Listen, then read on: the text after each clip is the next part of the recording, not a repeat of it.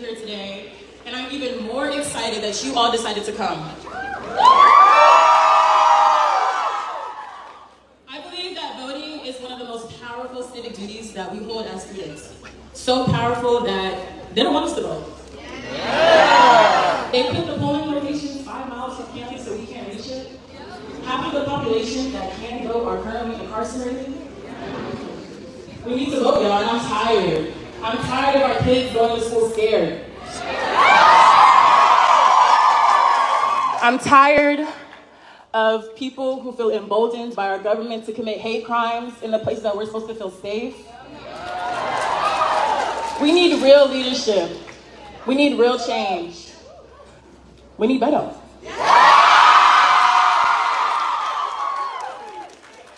I believe in the people that will continue to fight for a safe and equitable future for the future generations to come. I believe that we need to vote for a change, and because we have the power to amplify our vote this election. So who's ready for change? Who's ready for better? And don't forget that there are so many opportunities for you to get registered, so make sure you take advantage of that, y'all. Okay, thank you.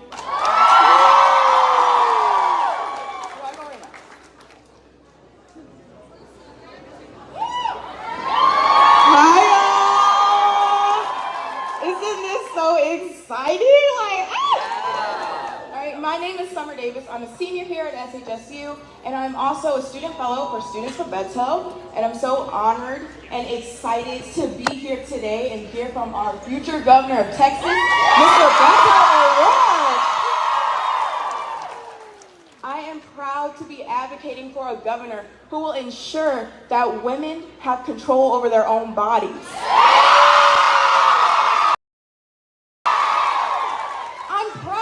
To be voting for a governor who will ensure that children can go to school safe without being gunned down by military weapons, because it couldn't have been worse.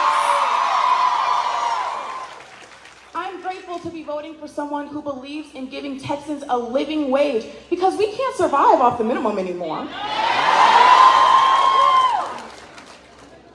I am happy to vote for someone who will legalize marijuana and expunge the records of people who can't smoke. And finally, I'm proud to vote for someone who will invest in the LGBTQI community and give rights. We as college students, as young adults, as citizens of Texas, we need to use our voice and our vote to elect someone who cares, who will do the work, and will put actions behind their words. Beto is the future of Texas, and Beto will turn Texas blue. And with that, I am honored to introduce our future governor of Texas, Mr. Beto O'Rourke.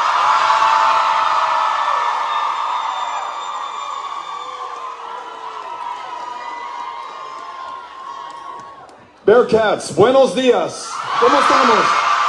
Let's do this. Micaiah and Summer, Micaiah and Summer, whatever you're doing next, I am behind you 100%. Whatever office you run for, I'm on your team, knocking on doors. When you run for governor or president or whatever is in your future, I just can't wait for it. Thank you for getting us kicked off today, bringing all these great people out. I told distinguished alum Bill Baldwin, who's sitting right here, Bill, we want to come out to Huntsville. We want to come out to Sam Houston, but we are late in the game. We've only got 72 hours to set this event up. Will anybody even come out? And Bill said, do not sleep on these Bearcats. You show up, they're going to be here, and you're absolutely right. How's everybody feeling? We good? Yes. Tell you what. Despite some of the challenges that we just heard about right now, probably the most important of which being that this state, our current governor and government, on purpose tries to make it very hard for you to have your voice heard and your vote counted, to even get on the rolls in the state of Texas, much less make it to an early voting location. I've got some news. Some news for you and some news for the current governor. On the night of November 8th, we're going to win this election, and we're going to do it together. And here's how I know we're going to win. Because we're fighting for every woman to make her own decisions about her own body, her own future, and her own health care. We prioritize the lives of our children ahead of the interests of the NRA, any special interest, any politician, and definitely Greg Abbott. Our school teachers, our educators, our counselors, our librarians. Look, I want you to know that we've got your back, and I understand that you're underpaid by $7,500 on average in this state against the national average. You're working 2 or 3 jobs to make ends meet. You've got a governor who wants to scare us about our own stories and history and lives and families and ancestors through this thing they made up called CRT that may be taught in a graduate level course, but I promise you is not discussed in 1st or 2nd grade. They try to ask you to turn in the parents of the transgender child, accusing them of abuse, to turn them over to the worst run foster care program in America, CVS in the state of Texas. So look, when we win, not only are we paying you enough so that you just work 1 job instead of 2 or 3, we're also going to allow you to connect with those kids in front of you by canceling the STAR test in the state of Texas. You can actually get the job done. We're going to be there for those who have served,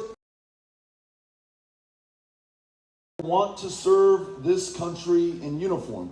As you know, the United States of America will spare no expense in enlisting you and sending you off to war. But as too many have lived and understand, when you come back, it's a little bit harder to get that help and that care that you need and that we as a country promised you. So here's what I propose in Texas. Though we are the 9th largest economy on the planet today at $2 trillion gross domestic product, tonight there will be veterans sleeping on the side of the road, on park benches, underneath bridges in this great state. We will spare no expense to make sure that every veteran has a home, that we connect them with the health care that might save their lives, that we stand up a toxic burn pit registry for those who breathe this stuff in Iraq, in Afghanistan, and wherever they've been. And for those veterans, some of you among us right now, who've told me that when you go to the VA, they are all too quick to prescribe an opioid to which you may become addicted and from which you may die, but there's this other substance that if you use, relieves your symptoms, allows you to sleep, restores your appetite, but to use it today in Texas makes you a criminal in the eyes of the law. I want to tell you loud and clear, we are legalizing marijuana in the state of Texas going forward. We're going to make sure that you can use it and get better. And we are also aware of this. Though Texans of all races and ethnicities use marijuana at the same rate, disproportionately, it is black and brown Texans who are stopped, who are frisked, who are arrested, who upon release have to check a box on every damn employment application form saying that they have that conviction, making it less likely that they get the job, qualify for the loan, are able to attend higher education. So in addition to legalizing, we will expunge the records of anyone who has served time for possession of this substance. And when it comes to this democracy, not only must we win by reaching out to our fellow students, our friends, our family members, making sure that in our own words, from our own heart, we describe the stakes of this election and bring each and every single one of us in. But when we do win, we got to make sure that we restore the right to vote where it is attacked more than it is anywhere else in America today. That means that we should have something like online voter registration or automatic voter registration so that when you turn 18, you're automatically on the rolls. The gerrymander that we have in Texas where members of Congress choose their voters instead of the other way around, let's replace that with citizen-led commissions that redistrict this state based on who we really are instead of the interests of those already in power. And then let me lay this one on you. What if we replaced Confederate Heroes Day as a state holiday with Election Day as a state holiday, so you can take the day off of school, the day off of work, and actually get this done. Look, for all those reasons, and these are issues that bring together Republicans, Democrats, Independents, Texans of all stripes. I mean, making sure that we have world-class education, that we go from dead last in the nation to access to mental health care by expanding Medicaid and getting to #1 before too long, making sure that we treat every single one of this equally under the law. Who can be against that right now? This is a campaign by and for every single one of us in the state of Texas. But if that weren't enough, I also know that we're going to win because we are running against the worst governor in the United States of America today. Let me give it to you by the numbers. Let me give it to you by the numbers when it comes to Greg Abbott. 1 month ago, the most extreme abortion ban in America that he signed into law went into effect. And it begins at conception. There's no exception for rape.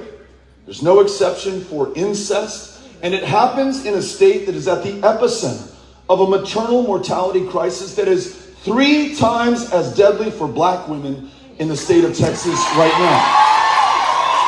Now, you may say, hey, Beto, this is a very conservative, very red state. How in the world are we ever going to overcome this? Well, I tell you what, I don't know how red or blue we are for that matter. We're more non-voting than we are anything else. If people turn out, if you are willing to do the work and be a part of this campaign and reach out to those who've been drawn out of this democracy and the right to vote, I think we might have a chance. And listen, not only do I believe and know that we can overcome this, we've overcome this before against much longer odds. 50 years ago, abortion was just as illegal in the state of Texas as it is today. But no one from outside came and rode to the rescue of Texas women. In fact, it was Texas women themselves, Jane Roe, her 2 attorneys, Linda Coffey and Sarah Weddington, who prevailed upon an all-male United States Supreme Court to win protection for the right to privacy, for women to be able to make their own very personal and sometimes very painful decisions without any government intrusion. They fought for and won freedom for women all across this country. And here's my belief. If the Texas women were able to do that back in 1972 and 73, then it will be Texas women who lead the way in winning it back in 2022. We're going to do this. Another number for you. 19 weeks ago, 19 kids and their 2 teachers were taken from us in Uvalde, Texas. Those children, 10 and 11 years old, absolutely defenseless, against someone who had legally purchased not 1, but 2 AR-15s, hundreds of rounds of ammunition, a weapon originally designed for use in war and combat in Vietnam, to take down an enemy soldier at 500 yards, to penetrate a steel helmet and take him down dead.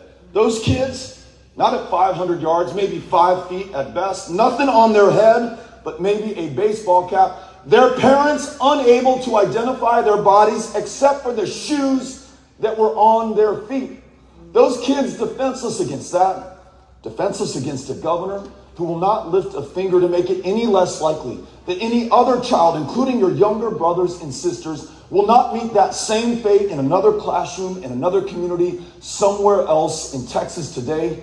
Gun violence is the leading cause of death for kids and teenagers in the state of Texas. 5 of the worst mass shootings in U.S. history, right here in Texas over the last 5 years on this guy's watch.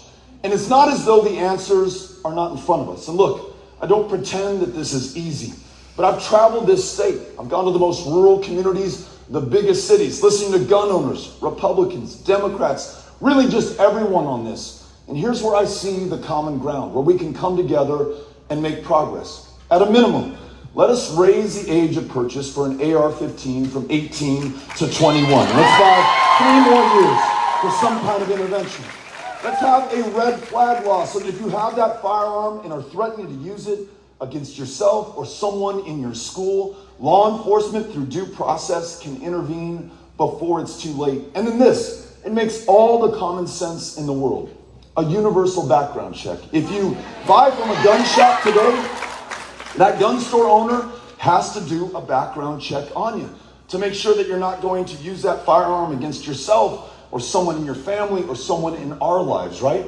But if you buy from a private seller in the state of Texas, you can buy that same gun, no questions asked. That's exactly what happened in Midland, Odessa in 2019. A guy rejected from being able to purchase an AR-15 from a gun store, bought the same thing out of somebody's trunk, used it to kill 8 people in that community. A universal background check would have saved lives in that instance and in so many other cases across the state. Look, we've got this long, proud tradition of responsible gun ownership in the state of Texas. All I ask is that we get back to it. This idea of permitless carry, where anyone can carry a firearm on our streets without a background check, without any vetting, without any training in the proficiency to use that firearm in the first place. We now have more school shootings than any other state in the union. More police officers have been gunned down in this state than in any other. That's why they begged the governor not to sign permitless carry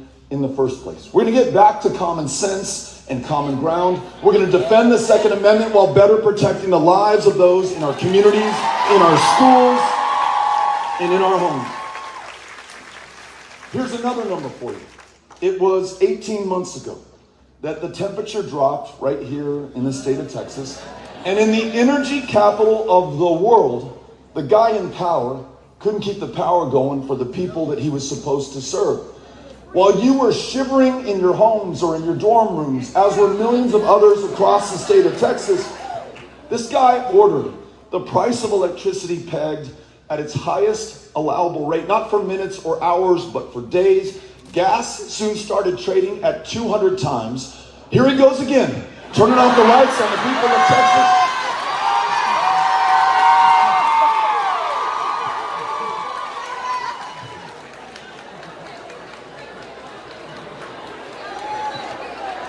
Can you believe it? While he's doing this, his top campaign contributors, these energy traders and pipeline CEOs and their corporations make $11 billion in profit over 5 days. It is the largest transfer of wealth in state history. And by my reading of the state code, it's also illegal. You're not supposed to price gouge your fellow Texans in a time of declared disaster or emergency. 700 and counting of our fellow Texans lost their lives over those 5 days. They froze to death in their homes not too far from here in Conroe.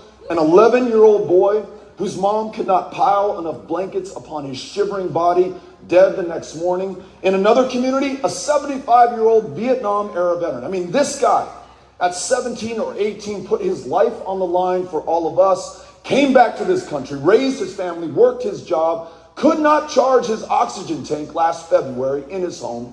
So he takes it out to his truck where they find him dead of hypothermia. Kids who burned up with their parents because they set fire to their furniture, trying to keep themselves warm. That fire gets out of control. And others who died of carbon monoxide poisoning in their garages, running the engines of their trucks 700 times over. And to add insult to injury, that grid is still not fixed. We're no better prepared for this winter than we were for the last. And each of us now paying $45 more in utility bills because we got caught left holding the bag. Here's the answer to that.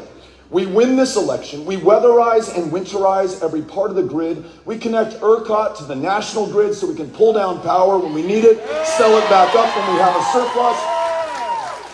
And for those who stole that $11 billion from us, we take those bastards to court and get every penny back for the people of Texas. Lower your rates in the process.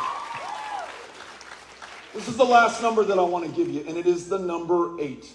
That's how long Greg Abbott has served in office. So whatever he tries to deflect or blame someone else about, just remember, this guy has been in the highest position of public trust in Texas. Every other statewide official is of his same party. The majority in the state house, state senate, his same party as well. In fact, they have been in control of this state for 25 years. So when he talks about inflation, This is on his watch. It's not just our utility bills. It's not just our property taxes up $20 billion. It's every aspect of life. We're now paying more in taxes here than our fellow Americans are in California. When he tries to scare you about this person or that person, just remember he's doing that because he does not have a record to run on or a vision to offer us. One of these things he's going to try to scare us about is crime. And look, I get it. Crime is on the rise in the state of Texas right now. And if there is a purpose for government, it is to keep us safe and secure in our schools, in our homes, and in our communities. But why is crime going up? Let me explain. Homicides on his watch up 50%. When he ignores police officers and sheriff's deputies who beg him not to sign permitless carry into law, we now understand why that is happening. The governor who, upon signing that abortion ban, the most extreme in America, and is asked by a reporter, Mr. Governor, you realize there's no exception for rape in this bill. What are you going to do for rape victims? His response, we will eliminate rape in the state of Texas.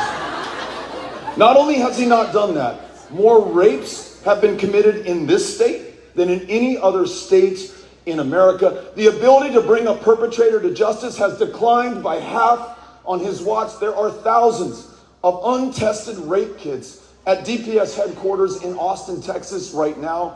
Listen, this isn't about life or about heartbeats. This is about control and power over women in this state. If he cared about them, he would do something about the rapes that are being committed right now. The other thing he's going to try to do is to scare us about defunding the police. So let us be very clear about this. We believe that we should fully fund law enforcement. They have one of the most important jobs that we can imagine. In fact, they risk their lives to protect those that they serve and were sworn to protect.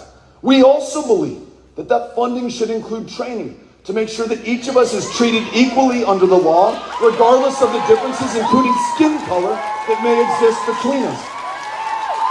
And when anyone, and this is in the minority of those who take on these positions of public trust, abuses that power, especially that life and death power over us.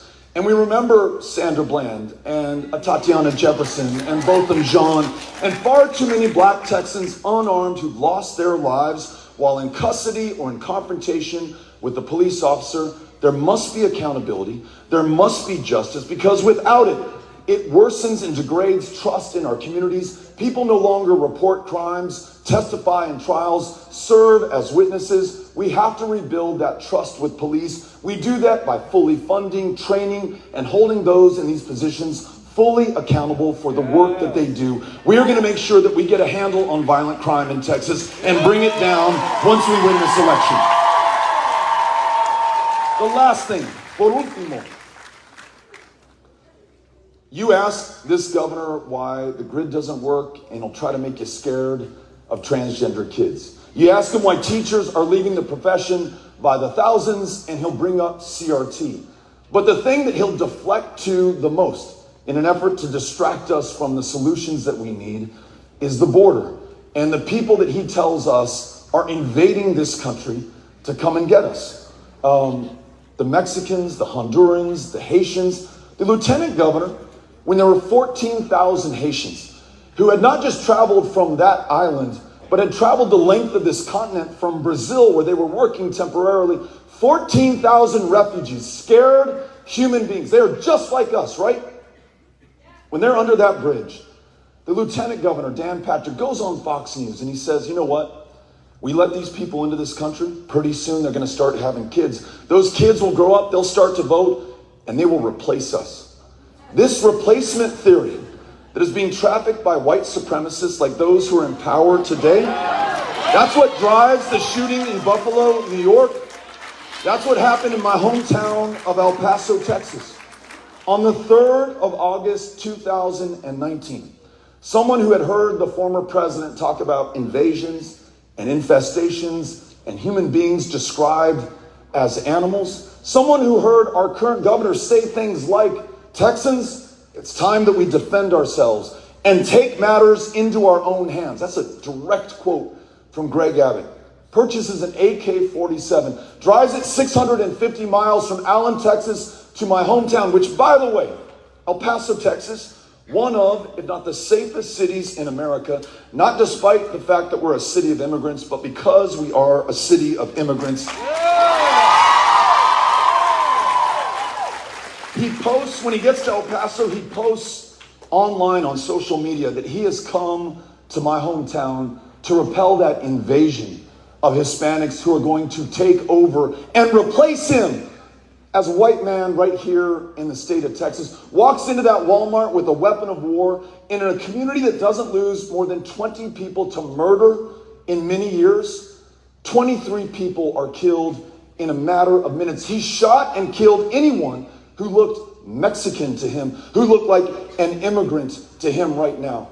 Not only are these stunts from our governor and this hateful rhetoric that he traffics in not part of the solution that we desperately need, it is claiming the lives of our fellow Texans, our fellow Americans, our fellow human beings right now. And I know that we are so much better than this. I also know, look, we have serious challenges at our border. The fact that tens of thousands of people are coming into this country in between ports of entry, with none of us the wiser for who it is that's coming here and why they are arriving. That's not going to work. We need to follow the law. We are a nation of laws. We think this, look, you want to come to America? Follow our law. On our end, we're going to make sure that our laws follow our values, our interests, and our economic needs. If you come here to work, we want to make sure that there's a Texas-based guest worker program so that there's a safe, legal, orderly path for you to be here. If you want to join family and you realize that the wait time to do this the right way, if you're coming from Mexico, might be 20 years. Same for the Philippines or India. And look, nothing condones anybody breaking the law. I want to make that clear, but I also understand how you might want to jump that line if it's 2 decades that you got to wait to see your family. And then this on these asylum seekers. Look, I had the very great honor of serving with John Lewis for 6 years in Congress. And he used to say something to the effect of, look, at some time, we or our families or our forebears or grandmothers and grandfathers, we all came here to this country in a different ship. But today, we're in the same boat. And it's a reminder that whether your ancestors came here 15,000 years ago, crossed the land bridge in the Bering Strait, settled where we are today, a reminder that we are standing and sitting on indigenous land in the state of Texas right now. Whether your ancestors were kidnapped from the continent of Africa, brought here in bondage, and literally forced to build this country, its success and its wealth, without ever partaking in it. Or whether your ancestors were like mine, the O'Rourkes from Ireland, who knew that in the 19th century, to stay on that island meant to die there. There was a famine that claimed the lives of more than 1 million people, and they came to the one place on the planet that would take them in. Those who are coming to this country right now, by and large, are part of that same tradition. You all read about or saw the story on the 53 migrants and asylum seekers who died in the back of a container truck in San Antonio, Texas this year.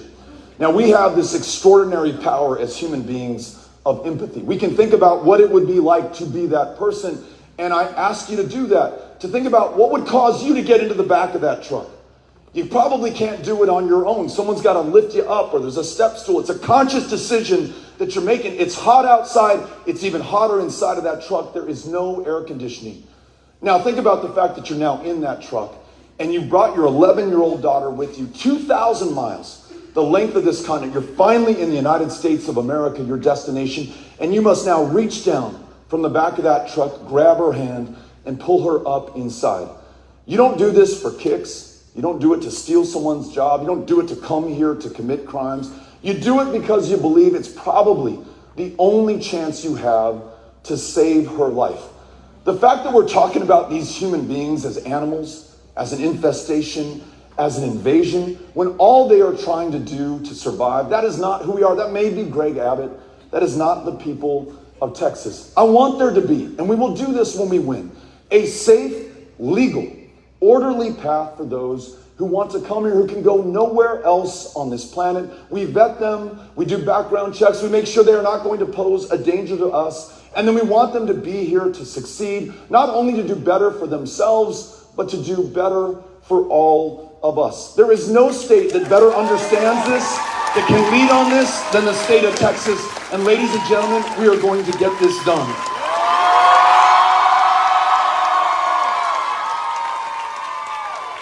Last thing that I want to say is this. We are pretty damn lucky to be alive and living in Texas right now, and I'll explain why.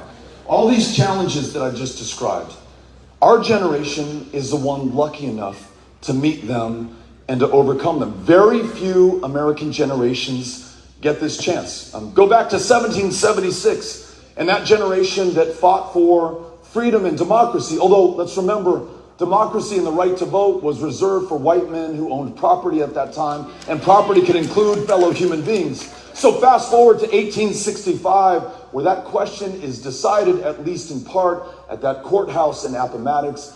Fast forward to the 1950s and the 1960s, civil rights and voting rights marchers literally willing to, and in too many cases, giving their lives to expand the franchise so that everyone in this nation could vote. And in fact, the first Texas president, Lyndon Baines Johnson, is the one who signs into law the Voting Rights Act of 1965, creating the first multiracial democracy in America. I say all of that not to give a lesson in history, but to remind us that we are the heirs to this struggle, to this service, and to this sacrifice. And what we do with this inheritance, that will determine our future and define us in the pages of history and in the eyes of our kids forever going forward. We cannot be found wanting. I'm going to ask you one last time, as you see these folks in the yellow reflective vests who are among us today, we have student fellows on this campus, other volunteers on these clipboards.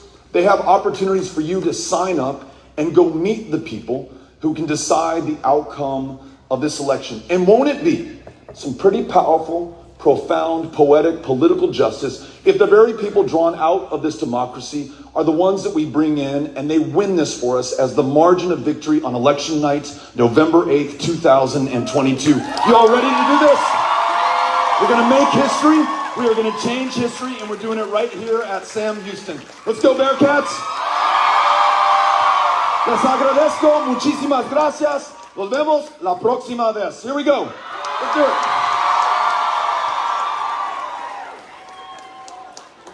If y'all would like to stay and take a picture, we're going to open the curtains back over there. We would be very happy to do a quick selfie. I'm sorry, no selfies.